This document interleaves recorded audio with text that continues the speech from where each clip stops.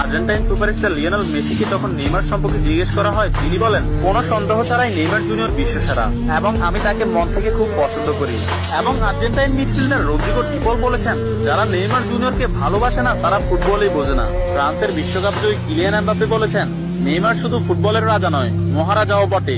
Argentine goalkeeper Emiliano Martinez বলেছেন, আমি Neymar জুনিয়রের অনেক বড় ভক্ত।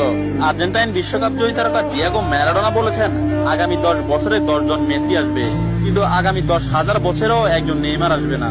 পোল্যান্ড ও বার্সেলোনা স্ট্রাইকার রবার্ট লেভানডস্কি বলেছেন, নেইমারের মতো ফুটবলার জন্ম নিতে হলে আপনাকে 100 বছর অপেক্ষা করতে হবে। তাছাড়া ইংল্যান্ডের প্রিন্স ডেভিড বেকহাম বলেছেন, আজ পর্যন্ত এমন কোন ফুটবলার আমি দেখিনি যার ভেতর নেইমারের মতো ফুটবল আইকিউ আছে, এবং ফুটবলের ক্ষেত্রে কেউই নেইমারের লেভেলের নয়, সে দুর্দান্ত।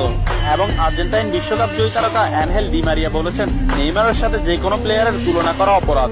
ফ্রান্সের বিশ্বকাপ জয়ী তারকা কারিম বেনজেমা বলেছেন, যারা নেইমারকে নিয়ে সমালোচনা করেন তারা ফুটবল বোঝেন না। ম্যানচেস্টার সিটির কোচ পেপ গার্দিওলা বলেছেন, আমার ক্যারিয়ারে নেইমার মানেই সবকিছু। আমি মাঝে মধ্যে নেইমারের খেলা দেখে আমার দলের উপর সেটা বিস্তার করি। এবং স্পেনের